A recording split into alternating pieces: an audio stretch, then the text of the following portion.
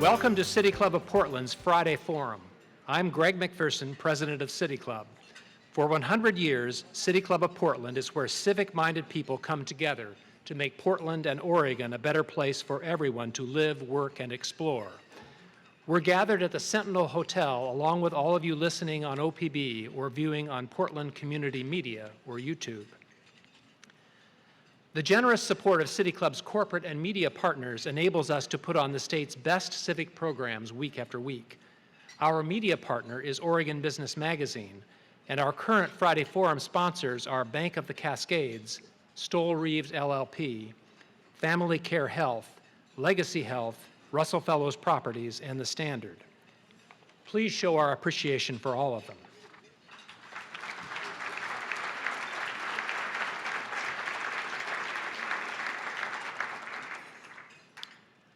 With the majority of renters in Multnomah County paying more than a third of their income in rent and home ownership becoming increasingly out of reach, especially for people of color, it's hard to deny that there's an affordable housing crisis in Portland.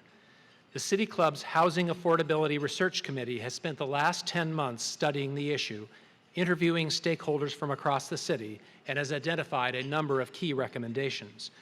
Today, we'll have a conversation about the committee's research, delve into the complex issues surrounding affordable housing in Portland, and vote on whether to adopt the committee's report as a formal City Club position.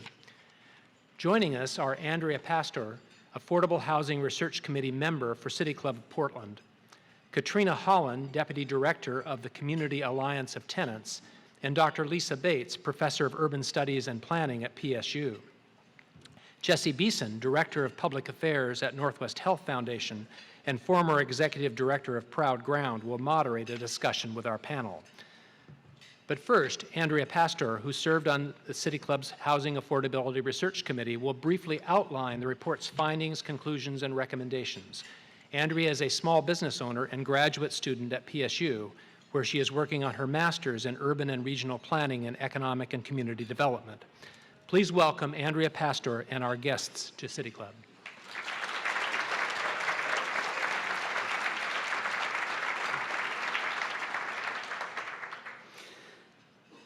How did we get here? How did we get to a situation where our elected officials have to declare a housing state of emergency? That's the question our committee began every interview with over the past 7 months. When the Housing Affordability Research Committee first met last July, we were tasked to identify a set of policies and programs necessary to, quote, increase the supply of and access to affordable housing for low and middle income households. What we found after 7 months of interviews was that professionals in the field all stressed the complexity of this issue. We were humbled by this task and want to thank all of our witnesses for their time and patience in explaining to us the sometimes arcane details of land use economics, population demographic trends, and affordable housing finance. So again, how did we get here? The answer isn't simple and goes back decades in Portland, especially for historically marginalized communities. But the simple response now is that we are experiencing a lack of supply. During the recession, building came to a standstill, but migration to our area did not. Combine that with the fact that young people and retirees are choosing to live closer to city centers, and we end up with a housing crunch. However, if we step back and examine the bigger picture that explains the reasons behind both the pre-recession housing bubble and the housing emergencies that are being declared in many cities today, we find that at the root is a shift that occurred in the way that we view housing. As more and more people have come to rely on investments in real estate to provide retirement incomes that were once assured by pensions, we see a change from housing being viewed primarily as a place of shelter and stability toward one where for some its highest and best value is as an investment. And why are people in such a hurry to invest in housing? Because even after a devastating housing crash, home prices in Portland have grown in real terms, adjusted for inflation, by more than 50% since 1979. Meanwhile, as we all know, wages have stagnated. According to the Economic Policy Institute, real wages, also adjusted for inflation, for those of us in the bottom 90% of the income scale, have risen only 15% in that same time period. And to put it all in perspective, the Portland Tribune just reported that advertised rents in Portland had risen 14% in the past month alone. Add to this the fact that for the past 3 decades, our federal government has steadily dedicated less and less funding to subsidized housing, and in fact, the largest subsidy program for housing in the country is now the mortgage interest deduction, which mostly benefits people with incomes well above the median. So when we see that 50% of renters are now considered cost-burdened, sometimes paying rents above half of their income, or shut out of housing altogether because they don't meet landlords' preferred 3x income-to-rent ratio, what we're facing is more than a temporary blip in the supply and demand relationship. It's time that should make us all pause and ask ourselves what kind of place we want Portland to be, not only for ourselves, but for our friends and neighbors and all of the people who call Portland home. As we dove deeper into this question, we decided as a committee to frame our report around the idea of housing affordability rather than strictly affordable housing. The latter term is often used interchangeably to mean subsidized housing, which, while hugely important, is not a reality for the vast majority of Portlanders who do not receive or qualify for subsidy, but still find themselves struggling to afford housing in the city. Our recommendations call for actions that would affect affordability across the housing spectrum. Our committee was made up of renters, homeowners, and landlords. I mention this because housing is an extremely personal topic. Our own experiences with securing housing surely impacted our attitudes and opinions coming into this research. And yet, despite our differences, this committee came to understand that there are distinct and necessary steps our state and local governments must take now to address this issue. This is not something that will solve itself. With that, I'll quickly summarize our 6 recommendations. 1, the City of Portland needs a dedicated revenue stream to build more subsidized affordable housing. Whether this comes in the form of a housing levy, a general bond, or a commercial development linkage fee, we need to create a new source of funding separate from the general fund that is not reliant on urban renewal that will allow developers and subsidized housing to more flexibly leverage limited federal funds. 2, the City of Portland and Metro need to be better at land banking during economic downturns, which means putting money away for that during good times. Portland should prioritize the purchase of foreclosed or distressed and abandoned properties for the purpose of creating or preserving affordable housing.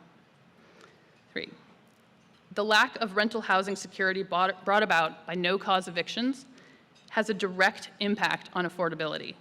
The City of Portland should do away with no-cause terminations of tenancy and enact a just cause eviction policy. 4, as a corollary, the Oregon legislature should lift the ban on rent regulation to allow Portland and other local governments to carefully study the suitability of rent stabilization as a policy tool. 5, we found the City of Portland lacks comprehensive data on rental housing stock within the city and needs a proactive strategy for addressing the issue of substandard housing. Portland should implement a rental registration and licensing system that would allow for data collection, increased inspections, and landlord-tenant education. And finally, 6, the city should further incentivize developers to build to maximum allowable density and remove barriers to development of more housing types. We need duplexes, triplexes, and townhomes. We need to serve people who can't afford currently available housing, but who are not eligible for subsidized housing. The city needs to work with neighborhoods to build density at the neighborhood scale. We have a minority report on this issue, which Mike Westling will address before the vote. The City of Portland declared a housing emergency 6 months ago in recognition of the fact that we need more tools to address the growing issue of displacement. While some strides have been made to provide more shelter beds, little to nothing has been done that will impact the cause of displacement and homelessness, namely the inability to afford a home. In the meantime, the David Douglas School District reports that 79 more students' families lost their homes in January and February, most due to no-cause evictions.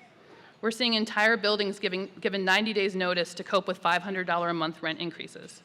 It's in this climate that we drafted this report and narrowed down our recommendations to those we hoped would have the biggest and most immediate impact. We understand that they are bold recommendations for action, but given the scope and scale of this issue, the Housing Affordability Research Committee believes that they're more than warranted.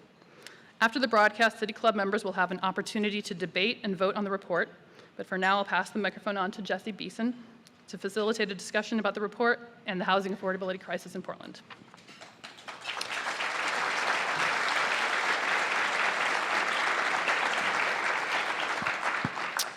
Thank you. If you're just tuning in on OPB, you're listening to City Club of Portland's Friday Forum. I'm Jesse Beason, Director of Public Affairs at the Northwest Health Foundation, and I'm here with Dr. Lisa Bates, Katrina Holland, talking about the City Club's affordable housing research. I want to start off first with the recommendations, and then I definitely want to get to what isn't in the report. But the number one recommendation coming out of this report is we need more dedicated funding for affordable housing. We know that the Oregon legislature recently passed a law allowing cities and counties to use a construction excise tax to raise money for affordable housing. We also know the Welcome Home Coalition is busy at work on a local ballot measure to raise funds locally. Katrina, what are the signs of hope in those two opportunities? That's a really good question. Well, Community Alliance of Tenants does sit on the steering committee for the Welcome Home Coalition, and so, of course, we strongly support a general obligation bond. Based on our research, we know that a general obligation bond is the best chance that we have for a serious initial investment, because as you heard from Andrea, and as we've heard from the data, we need to have a serious investment when it comes to housing and supply and meeting the demand that's come up. But we feel like it's a viable, dedicated revenue stream. It enjoys current political and public support, and we are asking that the city and county refer it to the ballot for this November's election. But I will say that a GO bond is not the only thing. I mean, obviously, this crisis is multifaceted, it's complex, it's unique to Portland's history, present, desired future, political context. And so I think we also need to consider the need for developer impact fees. I think we need, also known as linkage fees. I think that we have to consider strong mandatory inclusionary zoning policy and the recognition that affordable housing or housing affordability is public infrastructure with to some extent. I mean, at the end of the day, you know, as I was reading the report, I kept asking myself, how long are we going to continue to relegate a basic necessity of life, a clear economic and health indicator for human viability, to the whims of a profit-driven market, profit and loss-driven market? How long are we going to do that? At what point are we going to realize that housing is the foundation for everything that we do? It's the place where we go to work. It's the place where we raise our kids. It's the place where we keep our medicine. It's the place where we keep our belongings, get dressed. It's the place where we take a shower to get ready to go to work and present ourselves. How long are we going to do that? Thank you. So to your point about housing being a basic right, we've seen that housing's also been a tool to deny people rights and to displace people. And certainly, gentrification is not a new subject to many people of color, and there's been a housing crisis for them, seniors, and folks with disabilities for quite a while. But now housing displacement is affecting even folks who might have been part of the cause of Portland's earlier wave of displacement. Is that a distinction worth making in this conversation, Lisa? Well, I think it is very important for us to understand that historically that people of color and very low income people have been in crisis for quite a long time. Just to put it in a slightly larger context, when Katrina asked how long are we going to not acknowledge housing as a basic fundamental need and support that, when we think about our kind of national picture, only about 1 in 5 households who are income eligible for housing assistance can get housing assistance. It's not one of those things that we view as an entitlement. And if we look at how low and moderate income folks and people of color had been affected long before we knew the term subprime crisis by things like predatory lending, by discrimination in the rental market, by sort of predatory behaviors by landlords, landlord harassment and evictions, I think that it behooves us to look first to those communities when we talk about prioritizing what we do next. You know, is a political reality that when pain starts to be felt by the middle class or pain starts to be felt by non-people of color, that it becomes a bigger political issue. That's a reality I accept. But it doesn't mean that as we move forward and start talking about solutions, that that's where we should start. So, to your point about displacement, we know that the use of no-cause eviction has been one of the tools in the toolbox to help, to basically help kick folks out that aren't wanted in apartments. But we saw in the City Club's recommendations that they think we should end that practice here in Portland or in Multnomah County. But the landlords say that the practice is needed, that it's an important tool for them to kick out people who are, making too much noise. Can you explain, Katrina, no-cause evictions, and then can you share what are the reasons we should get rid of them? Absolutely. So the term no-cause eviction is referring to a landlord's ability to tell a tenant, I no longer want to rent to you, and they don't have to give you a reason why. And as a matter of fact, legally, most of the time, landlords are coached not to give a reason, even if there is a reason. So at the end of somebody's lease, they can say, all right, we're not going to give you a new lease. Sorry, you have to leave. If somebody's a month-to-month tenant where their lease renews technically every 30 days, they can give a tenant, depending on how long they've lived there, 30 days notice to say you got to go, or if they've lived there longer than a year, 60 days. In the city of Portland, it's 90 days. So that's problematic, obviously, because essentially we're giving one person the unfettered ability to either enhance or destroy somebody's economic, health, and social viability. That is totally irrational. It makes no sense. On top of that, no-cause eviction, essentially from property owners' mouth, from landlords' mouths that we've interacted with in this debate around housing and no-cause evictions, they say, well, typically, we're doing it to get rid of a problem tenant, and they haven't necessarily violated the lease in any way, or it's difficult for me to prove, so I use no-cause eviction to get that person out. Or I have a good tenant, however that's defined, a good tenant complaining about this person and threatening to leave and impact my revenue stream if I don't kick this person out. Obviously, that has overarching, or I should say far-reaching impacts with regard to discrimination. Essentially, the landlord's playing judge, jury, and executioner, not giving the tenant a chance to defend themselves, because typically, with like an eviction, a violation of lease, you get some time to to fix the issue. And,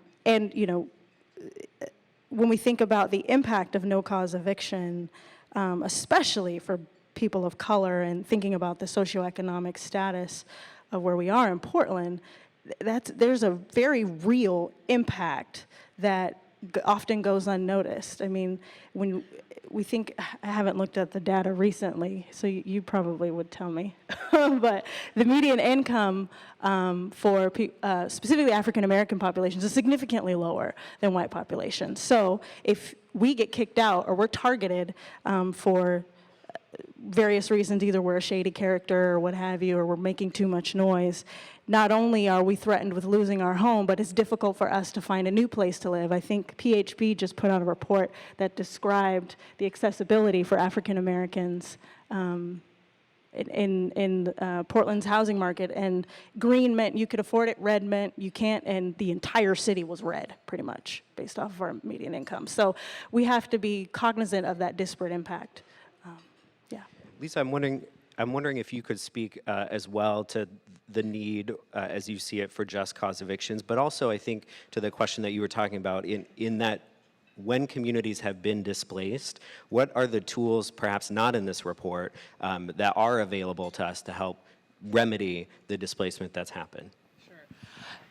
Yeah, I think for those who are homeowners and maybe haven't rented in a long time, may not realize the prevalence in this area of the 30-day lease. So when Katrina is talking about someone getting, a 60-day notice or a 90-day notice, this is often a person who's already in a situation that I would consider quite precarious, actually, to have 30 days where you can be given notice at any time, now 90 days notice, which is not a long time to find housing in an extremely tight housing market that we have right now, is a relationship between tenant and landlord that is quite unbalanced.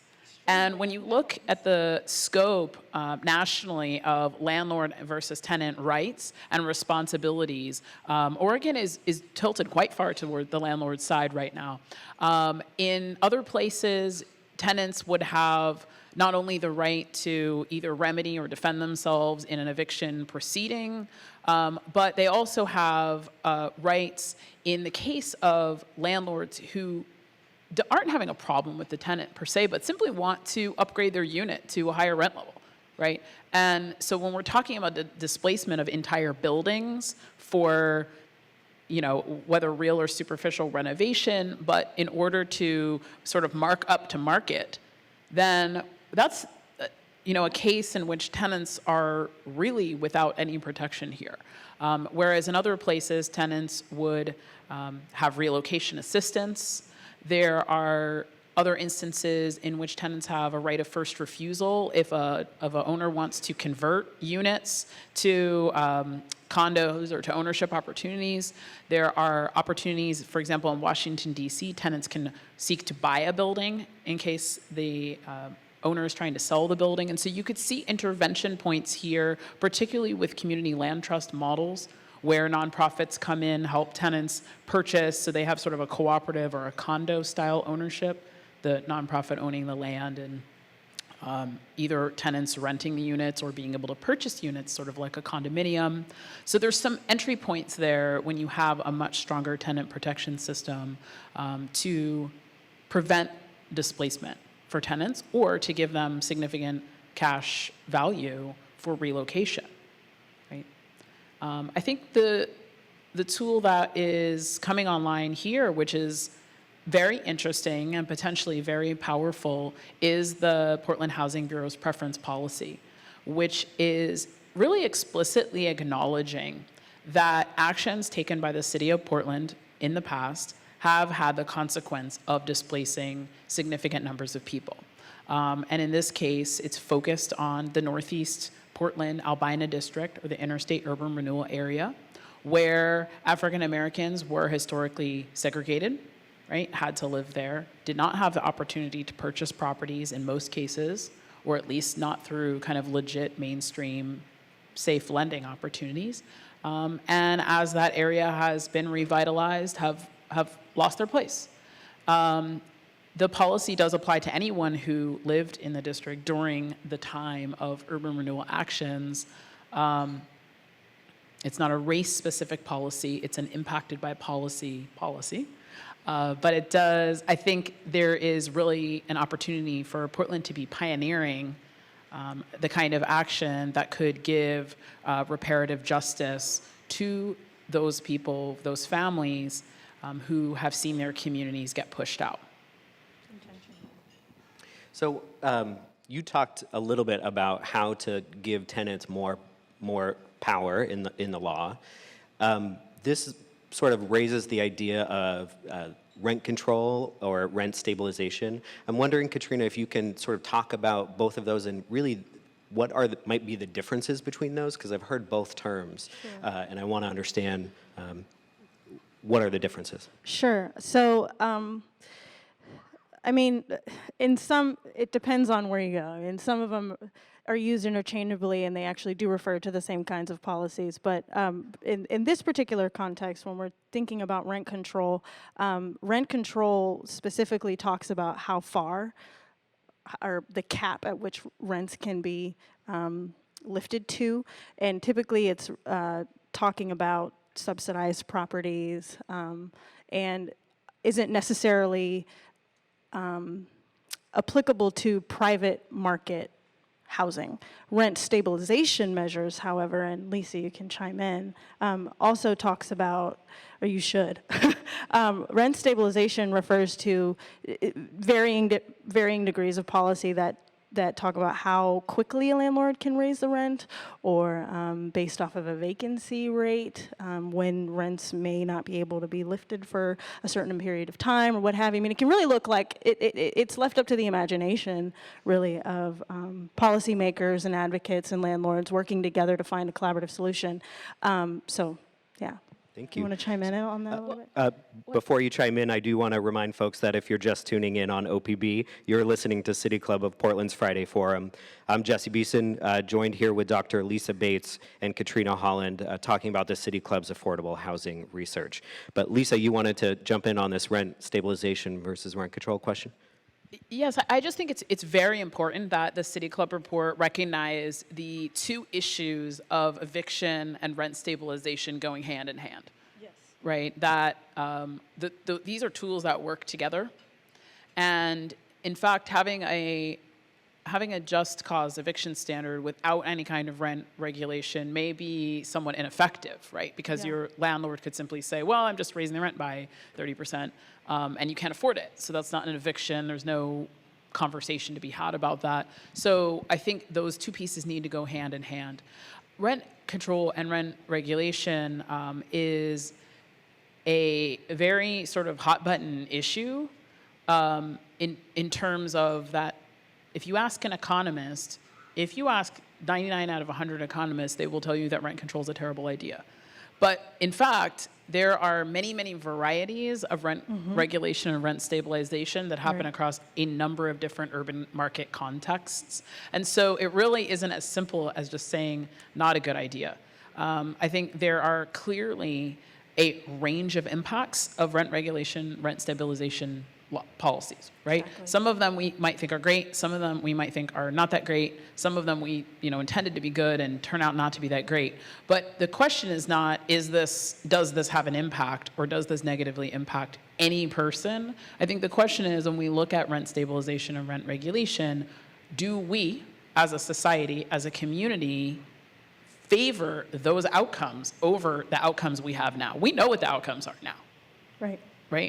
Rents can be raised to any level at pretty much any time. Tenants get displaced. It's disruptive of housing. We know what that outcome is. Rent regulation and stabilization will not solve that problem for all people, but do we think it does a better job than what we have now? And I have to say that I definitely agree with the City Club in saying that it's a good idea to say that we don't necessarily have an exact picture of what rent regulation and what rent control could mean in the city of Portland, but it's important for the state to allow us to have that conversation. I want to interrupt because that's a great question. I feel like a lot of the focus ends up at the Portland and county level. Right. So I'm wondering if you can talk to what authority currently rests at the city and county level versus the authority at the state. So where are we being hindered at what level from enacting some of these? So, put simply, the city and county can't have a conversation right now in the state of Oregon because the state of Oregon has banned rent control on any level of government in the state of Oregon. So typically what happens, especially with thinking about Portland Tenants United recent action at Multnomah County, and also thinking about some of the recommendations that the Community Alliance of Tenants advocated for in declaring the renter state of emergency, essentially city leaders said, our hands are tied. We can't talk about it because the state doesn't allow us to. So you need to go to the state and have them repeal the ban. And I think to some extent, given there are some clauses that say that rent control is allowable in certain circumstances when material supply of housing has been eliminated or a natural disaster or something like that occurs. But to some extent, it's true. The state needs to repeal the ban on rent control. So localities can decide and look at different options for rent control or rent stabilization, rent regulation, whatever you want to call it. So a few days ago on OPB's Think Out Loud, your coworker joined Joe Courtwright, the economist, and in the argument against rent control, Joe was really pushing the idea that what we have is a supply problem.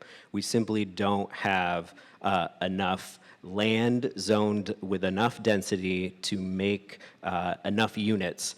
And that's what's really driving the issue. I'm wondering, Lisa, in your analysis, how big is supply an issue here, and what should we be doing about it?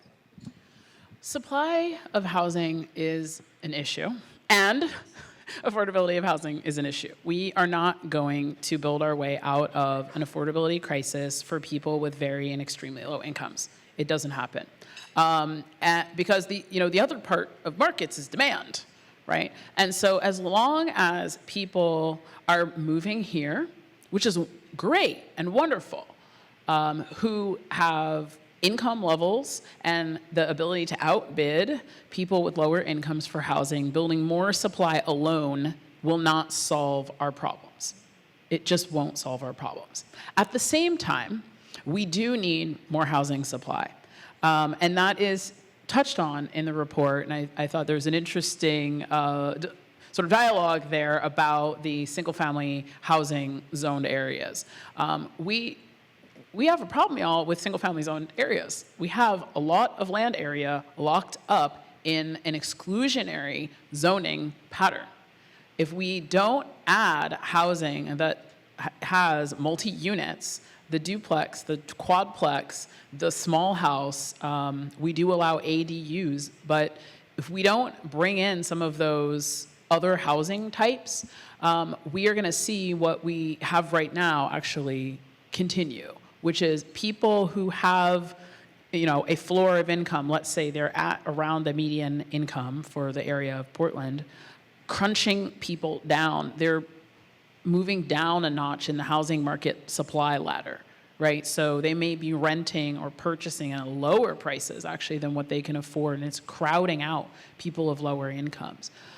We have a missing middle. We do have that problem here, and we have room for more density if we can think and vision how we can accommodate the things that we all like about Portland, but have more people able to have access to that.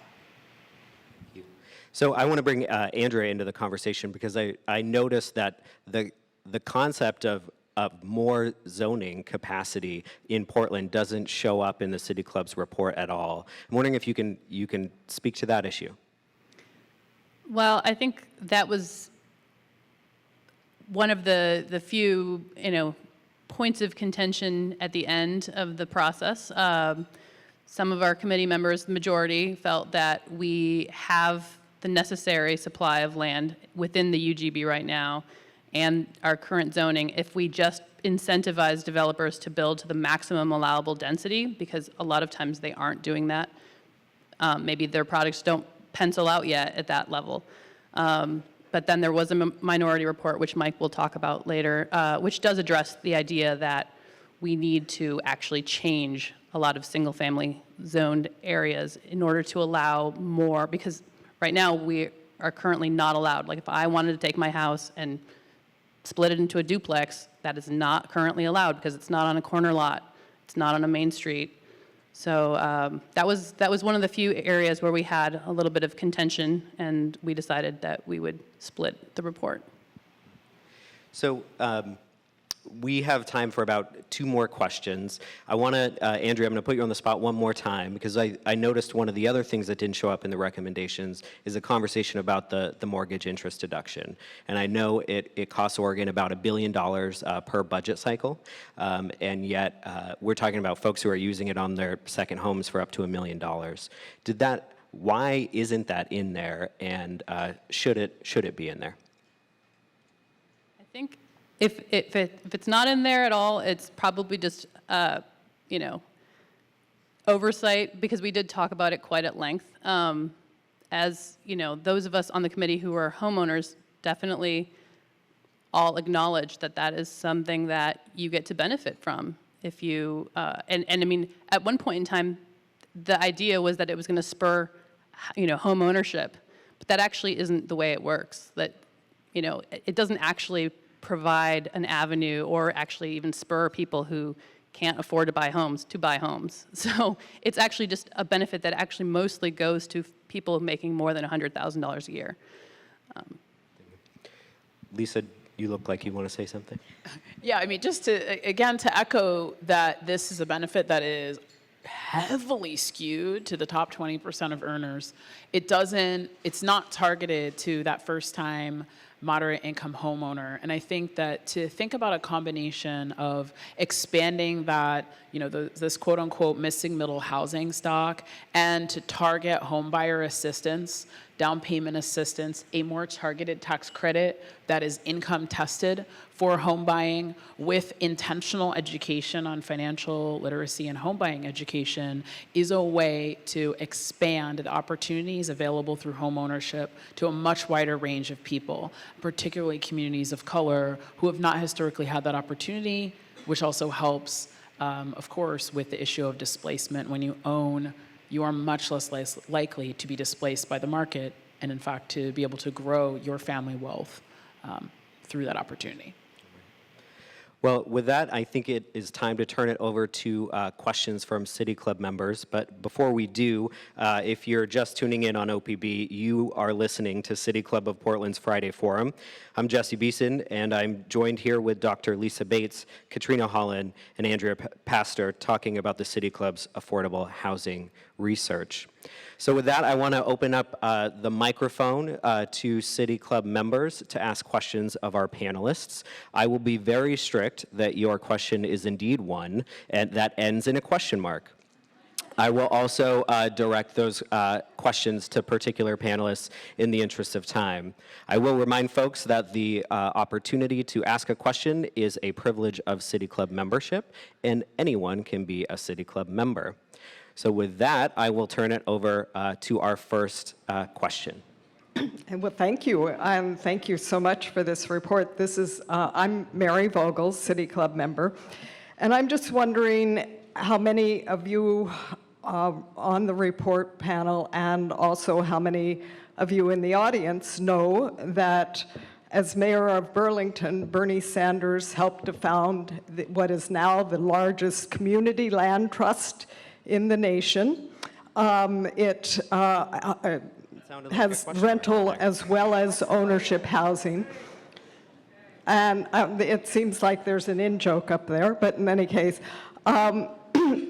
they have 227 units of rental housing in 389 buildings. What's your question for our panelists? Well, the question was, have you looked at this as a model for Portland to pursue a much stronger community land trust that actually is a systemic approach to taking land off of the private commodity market and putting it into public trust? I'm going to go ahead and answer that because I used to run Portland's Community Land Trust, now called Proud Ground. The biggest barrier to growing that program is the availability of subsidy to be able to make the initial purchase price of a building or a home affordable to families. So that's the barrier that I see. I don't know if folks want to chime in on any other particulars as well. Well, certainly, I mean, a lack of so far a really serious land bank, which Portland Housing Bureau is just beginning to get into this land banking entity, and to view that as actually a bulwark against gentrification and market pressures, not a way to sort of pick up discards and abandoned land that's on the fringes, but to really take land out of the market that's in the midst of these hot market areas. And I would say it's not just about purchasing off the market, which is incredibly difficult, but directing our publicly owned land across our multiple government jurisdictions into service of affordable housing is really critical. It's something that we're working on in that Northeast Interstate Corridor strategy, and it's not moving fast enough, to be frank. Next question. Do you Just really quickly, so I definitely agree that a community land trust model would be effective in helping to stifle gentrification and displacement. At the same time, I do think we need to be cognizant of the fact that, at least from folks that I engage with on a regular basis, there is some limitation to the ability to actually create wealth on a long-term basis. And so there's mixed responses in my interactions with it, but I do think it is a good consideration. Great, thanks. Next question. Sam Chase, City Club member, and I'm also a member of Metro Council, and so I'm really thinking about our region. And we have a region of 24 jurisdictions, and how those other jurisdictions deal with or don't deal with affordable housing issues has a significant impact in Portland. I'm wondering if there are specific recommendations from this report or others that you have for those other jurisdictions and how we can be approaching this issue regionally.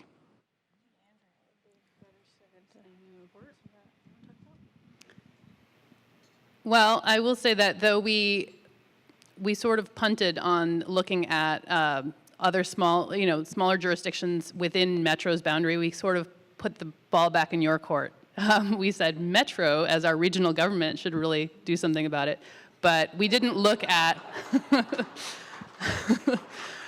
but yeah, we did not really take any time to investigate how each of those separate jurisdictions were handling or should continue to handle, because the fact is that, if anything, Portland has a giant effect on how those communities, Gresham, has been saying this for years, that they've been building the affordable housing in the region, and we just keep shunting people over there. So, Andrea, I'm wondering, does the construction excise tax that the state legislature allowed, does that allow for Metro as a district to enact one? No. That's a no. Okay.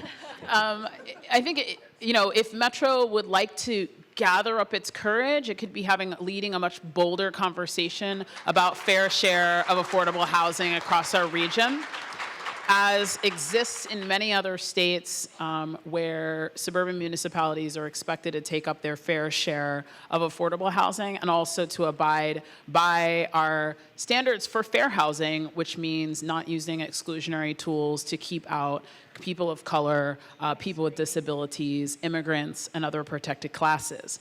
And I think right at this moment, there are opportunities with transit line extensions. For example, in the Southwest Corridor Max Line, there is an opportunity to build inclusive communities that provide access to transit and equity to get that combined issue of housing and transportation costs well out into Washington County. And I think with political will, technical support, and of course, always money, but with the sort of our decision to do it, I think we could have a more equitable region. All right, next question. Hi, my name is Giselle Headman. I'm a City Club member and a student at Portland State University. Yay, represent. So I will make a disclaimer, I will get to my question, but I hear a lot of negativity in the way that people talk about these things. Even in the crowd, I've been watching and listening and hearing the people that need these initiatives, the people that need these initiatives. That conversation needs to go away. We all need this. For starters, my question is for you. I hear a lot about what policy, city involvement, but what about making sure that the people that are actually facing these hardships understand what's going on in this process and how they're being displaced and how that they can gain assistance in these situations, because we know it's very, very pertinent currently. Katrina, this is yours. This seems like a perfect plug for Community Alliance of Tenants. So Community Alliance of Tenants, we've been in existence for about 20 years this year, actually. And that's essentially that's a big, huge piece of our mission, is to educate and empower tenants to demand safe, stable, and affordable housing. You'd be surprised, at least in my interactions, during the renter state of emergency, meeting new renters, and the significant increase that we've seen in the number of calls to our hotline, number of volunteers. Not many people are aware that they can be kicked out for no reason by their landlord. Not many people are aware that their rent can go up any amount, and they essentially have no recourse in trying to prevent that. And so it is our job, and I would say it is our job here in this room, to ensure that the folks that we come in contact with on a daily basis, that we bring this up in the conversation. Because at the end of the day, and this is, I could be talking pretty simplistically, but at the end of the day, politics, building housing, living in housing, it all boils down to human relationships. And if you and me have a conversation, and that conversation includes information about housing accessibility, about the risk of displacement, we just transferred knowledge, and more than likely you're going to transfer that to someone else. It's all based on relationships and people and who we talk to. So I would say everybody in this room, now that you know that you can be kicked out for no reason and your rent can go up at any amount, please tell people so that we can make it aware, because the power is behind the people to make difference. Lisa? Give a shout also to ADPDX, Anti-Displacement Portland. It's a coalition of some 30-odd organizations, CAT's in there, 1,000 Friends of Oregon, where I'm on the board, I'm very proud to say has played a significant role. And those are all organizations that are deeply embedded with community, bringing community voices to the fore in the comprehensive planning conversation in Portland. It's critical. There's a tremendous level of awareness about displacement, perhaps not the specific mechanisms, the policy tools. That is where people are becoming more educated and learning what buttons do I push, what levers do I pull. But there's tremendous awareness among communities of color of the experiences of displacement, the fear of being displaced again. And I think that's being channeled in that coalition, as well as CAT and Portland Tenants Union and other movements that we see burgeoning right now. So I think City Club's report it's another piece of that with another set of leaders coming to the awareness and bringing that attention to the forefront of their mind. Thanks. Next question, sir. Paddy Tillett, City Club member. Lisa touched on this a few minutes ago, but displacements tend to send people further away from their place of work, and so their transportation costs rise. And it seems to me that throughout this study, we should be talking about the addition of rent and transportation costs, because those two things together are the test of affordability. I'd like to hear what you have to say about that. I think that was an incredibly important metric to add to our arsenal, certainly at a regional scale, but also even within the city of Portland, is to think carefully about the connection of people to transportation that gets you to jobs, education, and other opportunities. I think that conversation has begun. I think there's community coalitions looking at the equity implications of new transit investments. There are certainly programs for transit-oriented development that could be lifted up and strengthened, but to take that as a lens, I think, would significantly strengthen the connection and the focus, not just on housing units, but on thinking about housing units as being within a neighborhood that provides you access to certain opportunities that further enhances all of these kind of great things in life that we want people to have access to. Yeah, and I definitely kudos to the research committee for including in the report considerations for transportation and the increased costs associated with being displaced outside of the city center, outside of your place of work, in the housing affordability equation. I think that's a really important consideration to have in that report. Thank you, Katrina. Next question. Promise King, City Club board member. I have about 8 questions, but I'm going to boil them down to one. There is this forbidden subject that we don't want to touch here tonight. That's property tax and the urban growth boundaries. What are their implications on housing supply? I'll shut up now. The implications of property tax and the urban growth boundary on housing prices and supply. Okay, so our property tax system, it's a Franken tax. Our property tax system is very strange, not totally rational, and I would find it very difficult to make a single statement about its implications for housing supply. It's just real out of whack. The UGB, on the other hand, I think is maybe a somewhat more straightforward conversation. Those who stopped taking economics at Econ 101 think that the UGB is causing housing prices to go up.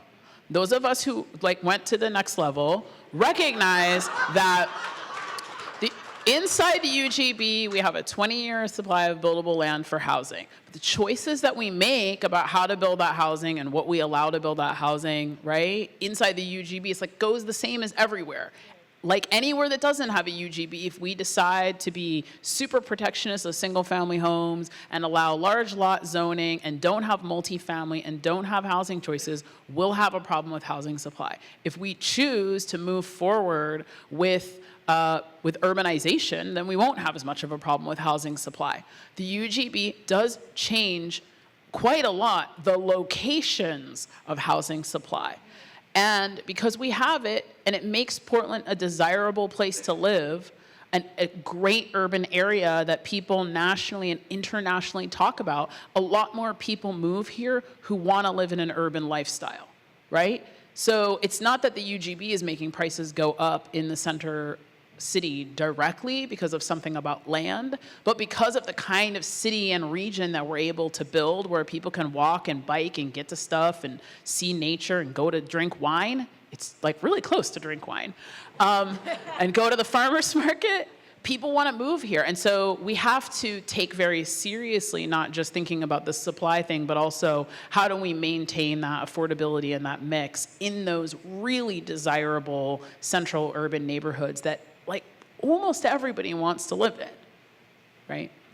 Thank you. This will be our last question. It better be a short one. Kurt Wavering, member. In your report, you talk about voluntary inclusionary zoning. What about a requirement that a percentage of all new housing be for low income? So while we were drafting the report, that was actually being dealt with at the state level. So we didn't want to get too excited and rely on it. So we just kind of put that question aside. In addition to that, it's because we looked at other cities that have been using inclusionary zoning, and we were looking for the recommendations that would build the most affordable housing, and inclusionary zoning was not the one. So we think it's going to be a valuable tool, and we're very excited that it passed at the state level, but we were not sold that that needed to be our, as part of our recommendations. Now, the voluntary inclusionary zoning, I think, has potential because, the state capped it at 10% as a requirement. So voluntary inclusionary zoning could mean we come up with really creative ways of telling landlords or property management companies and saying, hey, we can give you incentives and we could set the limit at 20, 30%. We can do all kinds of things, Anything to add? I actually have one question, and I know I have a little bit of time. So the one issue that didn't show up in as acutely as housing affordability was homelessness and how they are linked. So I'm wondering, is that an omission, or perhaps for any of our panelists here, how do you see that linkage, and what recommendations that might not be in here should be in here? And your answer will be brief. So I think the linkage is very direct, especially when we think about rent increases, no cause evictions, and housing accessibility, and the barriers to that for certain populations.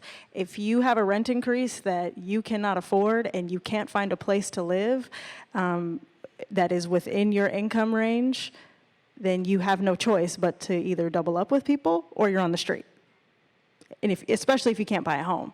If you are evicted with no cause and you can't find a place to live because the vacancy rate is ridiculously low and because prices are extremely high, you again either have to double up or you're on the street if you can't buy a house. So there's a direct linkage. Yeah, I think unfortunately in the world of housing policy, we often view the issues of houselessness, homelessness as some kind of other issue, a social services issue, a health issue, an addictions issue, and we don't connect it to housing very well. But I think that especially if we look at our street and shelter count of people and see the dramatic increases in families experiencing houselessness and people of color experiencing houselessness, we can really see that very direct link that people being on the street is a housing problem. And while certainly it is critical to have the kinds of deep service provision, mental health care, addictions treatment, all of those things, that we need housing that will house the people who have extremely low incomes. We have to connect that conversation. Thank you, Lisa. We're out of broadcast time for further questions. This is Greg McPherson, City Club President. Please join me in thanking our guests, as well as Colin Jones of the Friday Forum Committee, who produced today's program.